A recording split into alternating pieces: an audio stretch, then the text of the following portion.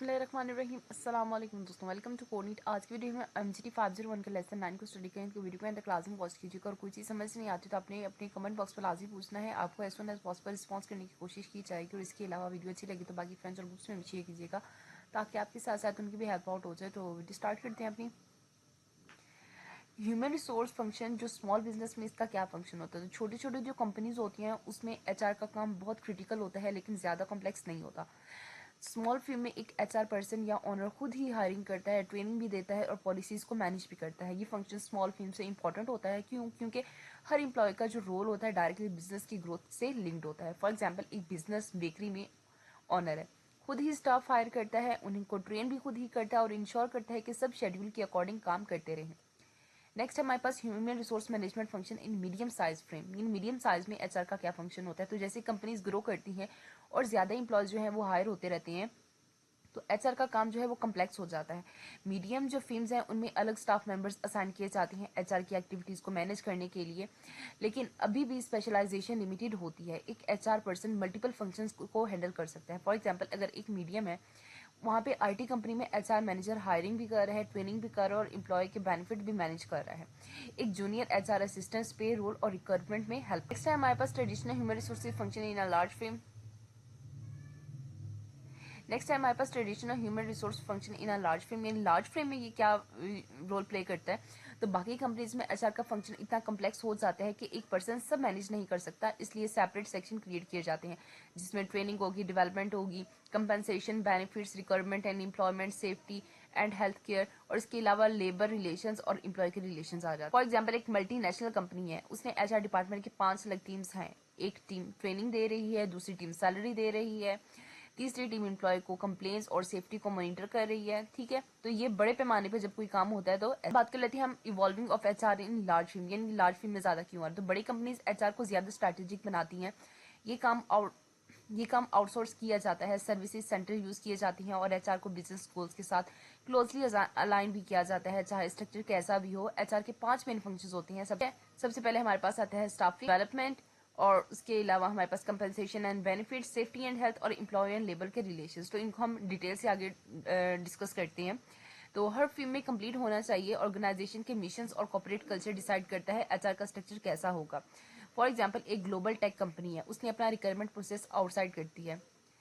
For example, एक global tech की company है, अपना रिक्वायरमेंट प्रोसेस आउटसोर्स करती है, ट्रेनिंग ऑनलाइन सर्विसेज सेंटर से कर रही है और HR डिपार्टमेंट बिजनेस ग्रोथ और एम्प्लॉय सेटिस्फेक्शन दोनों पर फोकस करता है।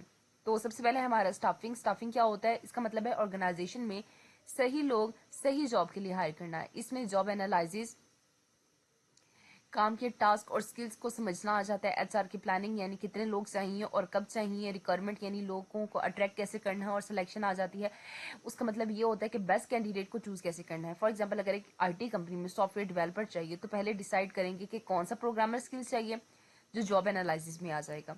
ठीक है, उसके बाद फिर रिक्रूट करेंगे और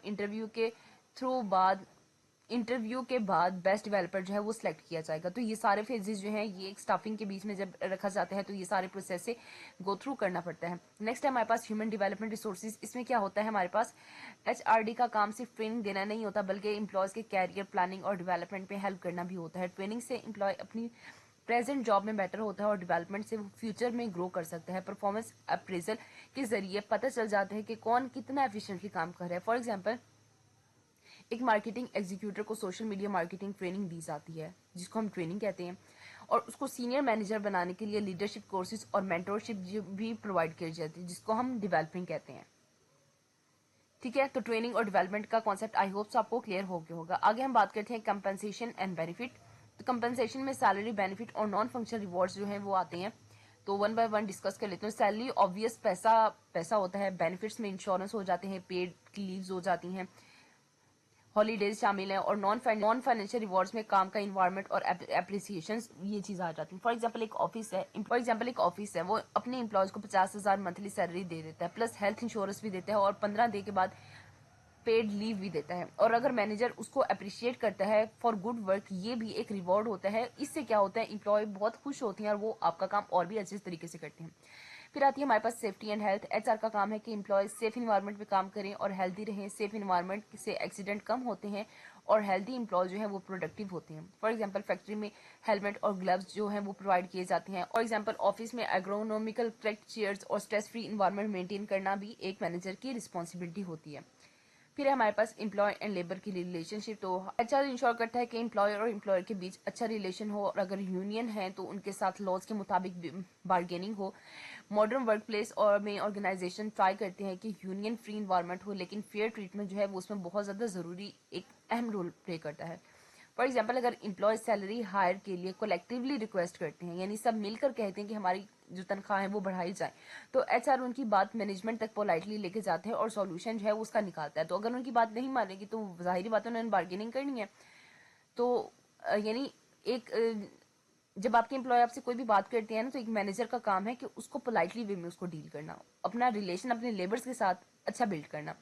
फिर आता है हमारे पास ह्यूमन रिसोर्स रिसर्च। एचआर में रिसर्च का काम हर फंक्शन में होता है, मतलब एचआर कंटिन्यूसली स्टडी करता है कि कौन सी पॉलिसीज और प्रैक्टिसेस बेस्ट काम कर रही हैं और कहाँ पे इंप्रूवमेंट की जरूरत है। फॉर एग्जांपल अगर एचआर सर्वे कंडक्ट करता है कि एम्प्लॉयज को कौन सी बेनिफिट पसंद है और कौन सा ट्रेनिंग प्रोग्राम एफिशिएंट है और कौन सा ट्रेनिंग प्रोग्राम जो है वो इफेक्टिव है, ताकि फ्यूचर में उनको और भी ज्यादा इंप्रूव किया जा सके।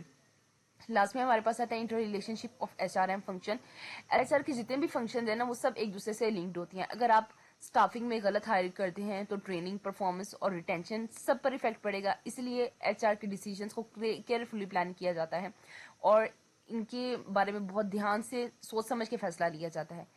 फॉर एग्जाम्पल अगर एक कंपनी है उसने अनस्किल्ड एम्प्लॉयज है वो हायर कर लिया, तो उसको ज्यादा ट्रेनिंग देनी पड़ेगी जो एचआरडी में आ जाता है।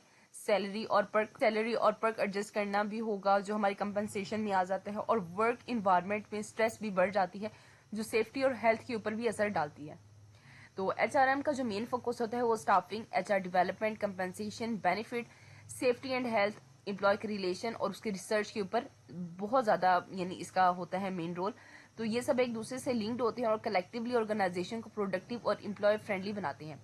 आगे हमारे डायनेमिक ह्यूमन रिसोर्सेज मैनेजमेंट का टॉपिक स्टार्ट हो जाता है। तो कहते हैं बहुत ज्यादा इंटर रिलेटेड फैक्टर्स हैं जो ह्यूमन रिसोर्सेज पर इफेक्ट करते हैं, और ये सारे फैक्टर्स जो हैं ये फिल्म के अंदर भी हो सकती हैं और इन्वायरमेंट यानी एक्सटर्नल इन्वायरमेंट के फैक्टर्स भी हो सकते हैं और इंटरनल इन्वायरमेंट के फैक्टर भी हो सकते हैं। तो इनको हम बारी बारी डिस्कस करते हैं। सबसे पहले हम एक्सटर्नल इन्वायरमेंट के बारे में डिस्कस कर लेते हैं। तो एक्सटर्नल इन्वायरमेंट का मतलब है वो चीजें जो कंपनी के बाहर से एचआर को इफेक्ट करती हैं और जिससे कंपनी कंट्रोल नहीं कर सकती। ये फैक्टर एचआर डिसीजंस को डायरेक्टली या इनडायरेक्टली इम्पैक्ट करते हैं। सबसे पहले हमारे पास आता है लेबर फोर्स, यानी मजदूरों का जो पूल होता है वो ये उन लोगों का ग्रुप होता है जो काम के लिए अवेलेबल होते हैं। कंपनी के परफॉर्मेंस लार्जली डिपेंड करता है कि कौन सा लोग क्वालिफाइड हैं और कौन से लोग जो है वो अवेलेबल हैं। फॉर एग्जांपल अगर एक आईटी कंपनी को स्किल्ड सॉफ्टवेयर डेवलपर्स चाहिए लेकिन मार्केट में कम डेवलपर्स हैं तो हायरिंग में प्रॉब्लम होगी और प्रोजेक्ट जो है वो उसका डिले हो जाएगा। क्योंकि उसके लिए जो रिक्वायर्ड कैंडिडेट्स हैं वो मिल ही नहीं रहे। नेक्स्ट है हमारे पास लीगल कंसिडरेशन। गवर्नमेंट के लॉज और जो कोर्ट के डिसीजंस होते हैं वो एचआर को बहुत हद तक इफेक्ट करते हैं। एग्जीक्यूटिव ऑर्डर्स हो गए या एम्प्लॉयमेंट के जो लॉज हैं वो इंश्योर करते हैं कि एचआर की जितनी भी पॉलिसीज है ना वो सारी फेयर हो और लीगल हो, ताकि लॉ जो है गवर्नमेंट है उसको कोई एतराज ना हो, बाद में हमारे लिए कोई इशू ना हो। फॉर एग्जाम्पल मिनिमम वेज है, वो लॉ की वजह से ही एक रिटेलर स्टोर एचआर को सैलरी स्ट्रक्चर रिवाइज करना पड़ता है। ठीक है। नेक्स्ट हमारे पास सोसाइटी एक्सपेक्ट करती है कि कंपनी सोशली रिस्पॉन्सिबल हो और एथिकल जो है वो प्रैक्टिसेस फॉलो करें। एचआर को इंश्योर करना पड़ता है कि कंपनी का जो इमेज है वो पब्लिक के लिए पॉजिटिव हो। अगर एक फैक्ट्री है इन्वायरमेंट पॉल्यूशन वो क्रिएट कर रही है, सोसाइटी और जो मीडिया प्रेशर उस पर डालेंगे। एचआर और मैनेजमेंट का जो कम्युनिटी फ्रेंड पॉलिसीज हैं वो इम्प्लीमेंट करनी पड़ेंगी। ठीक है। तो ये बहुत ही इंपॉर्टेंट फैक्टर है कि जब आप काम कर रहे हो तो सोशल चीजों के ऊपर आपने बहुत हद तक देखना होता है। Social responsibilities are most important थी। फिर है हमारे पास यूनियन एम्प्लॉयज का ग्रुप होता है जो कलेक्टिवली एम्प्लॉयज से नेगोटिएशन करता है, जैसे सैलरी या वर्किंग कंडीशंस के लिए वो उनसे बातचीत करते हैं। तो इसको यूनियन को कहते हैं मजदूरों की ताकत, मजदूरों की स्ट्रेंथ। ठीक है। एक कार मैन्युफैक्चरिंग प्लांट में वर्कर्स यूनियन नेगोटिएट करते हैं ओवर टाइम पे के लिए, यानी उनको अगर ओवर टाइम पे करते हैं तो वो यूनियन, जब सब इकट्ठे हो जाते हैं तो उनको एक यूनियन कहा जाता है। तो एचआर इंश्योर करता है कि कोई भी नेगोटिएशन फेयर और लीगल कॉम्प्लिकेंसेस के अगेंस्ट ना हो, यानी जो भी यूनियन के में उनका दावा हो, जो भी वो बात करें वो अच्छी हो, यानी लॉज के हिसाब से हो। फिर आता है हमारे पास शेयर होल्डर्स, कंपनी के ओनर्स या इन्वेस्टर्स भी एचआर डिसीजंस को इन्फ्लुएंस करते हैं। अगर स्टेक होल्डर्स को लगता है कि कोई एचआर प्रोग्राम उनको प्रॉफिट को अफेक्ट कर रहा है तो वो चैलेंज कर सकते हैं। फॉर एग्जांपल, अगर एक कंपनी है, उसका बोर्ड जो है वो डिसाइड करता है कि न्यू ट्रेनिंग प्रोग्राम कॉस्टली है या नहीं, एचआर को जस्टिफाई करना पड़ता है कि प्रोग्राम लॉन्ग टर्म में प्रोडक्टिविटी और प्रॉफिट जो है वो बढ़ा देंगे या नहीं बढ़ाएंगे। फिर आता है हमारे पास कंपटीशन। एचआर जो है वो हर कंपनी टैलेंटेड एम्प्लॉयज को हायर करना चाहती है। कंपटीटर्स भी वही टैलेंटेड एम्प्लॉयज चाहते हैं, इसलिए एचआर को स्ट्रेटेजिक रिक्वायरमेंट करना पड़ता है, जिसको हम कहते हैं मुकाबला। मार्केटिंग फर्म को क्रिएटिव डिजाइनर्स हायर करने हैं, लेकिन कंपटीटर, फॉर एग्जाम्पल एक मार्केटिंग फर्म है, उसको क्रिएटिव डिजाइनर जो है वो हायर करनी है, लेकिन कॉम्पिटिटर फर्म सिर्फ सेम टैलेंटेड पूल में रिक्रूट कर रहे हैं, तो एचआर को इन्वेस्टमेंट और जो पर्क ऑफिसर्स हैं वो करने पड़ते हैं इसमें। फिर आता है हमारे पास कस्टमर। तो कस्टमर की प्रेफरेंसेस एचआर की पॉलिसीज को इनडायरेक्टली इफेक्ट करते हैं। एचआर को ये इंश्योर करना पड़ता है कि एम्प्लॉयज का बिहेवियर और उसकी सर्विसेज जो है वो कस्टमर को पसंद आती भी हैं या नहीं आती। तो फॉर एग्जाम्पल, अगर कस्टमर बेस डाइवर्स है तो एचआर को डाइवर्सिटी ट्रेनिंग और कल्चरल सेंसिटिविटी प्रोग्राम ऑर्गेनाइज करने पड़ते हैं। तो अकॉर्डिंग टू योर कस्टमर, आपको जो भी चीज चाहिए ना, अपने कस्टमर के माइंडसेट के अकॉर्डिंग जाके आपने देखनी पड़ती है। फिर है हमारे पास टेक्नोलॉजी। नई टेक्नोलॉजी और ऑटोमेशन एचआर काम को चेंज कर देती हैं। कुछ स्किल्स ऑब्सोलीट हो जाती हैं, कुछ खत्म हो जाती हैं और री ट्रेनिंग की जरूरत हो जाती है। जैसे कि मैंने पहले बताया कि आपको टाइम टू टाइम अपडेट होने की जरूरत है। फॉर एग्जाम्पल एक कॉल सेंटर में ट्रेडिशनल फोन जो है वो सपोर्ट स्टाफ को ट्रेन करके ईमेल्स और चैट सपोर्ट हैंडल करना सिखाया जाता है। तो टाइम टू टाइम हर एक चीज को अपडेट किया जाता है ताकि आप भी टेक्नोलॉजी के साथ एडवांस होते रहें। फिर है हमारे पास टेक्नोलॉजी। नई टेक्नोलॉजी और ऑटोमेशन एचआर काम को चेंज कर देती हैं, कुछ स्किल्स ऑब्सोलीट हो जाती हैं। अच्छा, नेक्स्ट है हमारे पास इकोनॉमी स्ट्रांग हो तो स्किल्ड एम्प्लॉयज हायर करना मुश्किल हो जाता है। इकोनॉमी वीक हो तो ज्यादा एप्लीकेंट जो है वो अवेलेबल होते हैं। फॉर एग्जाम्पल, इकोनॉमी जो बूम है उसमें सॉफ्टवेयर इंजीनियर्स की डिमांड होती है, एचआर को हायर सैलरीज ऑफर करनी पड़ती है। में सेम पोजीशंस के लिए ज्यादा कैंडिडेट्स जो हैं वो अप्लाई करते हैं। तो एक्सटर्नल एनवायरनमेंट वो फैक्टर्स होती हैं जो एचआर के डिसीजंस को इफेक्ट करती हैं, लेकिन कंपनी कंट्रोल नहीं कर सकती इनको। लेबर की अवेलेबिलिटी, लॉज, उसकी सोसाइटी की एक्सपेक्टेशंस, उसके यूनियन, उसके इन्वेस्टर्स, उसकी कंपटीशन, कस्टमर, टेक्नोलॉजी और इकोनॉमी जो है ना, ये सारे एचआर का काम इंश्योर करते हैं कि कंपनी इन सैलरीज को एफिशिएंटली जो है वो मैनेज करे और काम जो है वो अच्छे से हो। अब हम बात कर लेते हैं एक्सटर्नल इन्वायरमेंट फैक्टर के ऊपर। एक्सटर्नल फैक्टर्स वो होते हैं जो कम्प्लेक्स को बाहर से एचआर को इफेक्ट करती है। मैनेजर इसको दो तरीकों से हैंडल करता है, एक प्रोएक्टिव रिस्पॉन्स और दूसरा है रिएक्टिव रिस्पॉन्स। प्रोएक्टिव रिस्पॉन्स में क्या होता है, इसमें कंपनी चेंजेस को एंटिसिपेट करती है और पहले से ही प्रिपेयर हो जाता है। फॉर एग्जांपल, अगर एक आईटी कंपनी है, फ्यूचर में एआई अडॉप्टेशन जो है वो एक्सेप्ट कर रही है, इसलिए अभी से वो अपने जो एम्प्लॉयज हैं उनको एआई की ट्रेनिंग देती है ताकि बाद में उनके लिए कोई प्रॉब्लम ना हो। ठीक है, तो ये पहले से जो काम किया जाए उसको प्रोएक्टिव रिस्पॉन्स कहते हैं।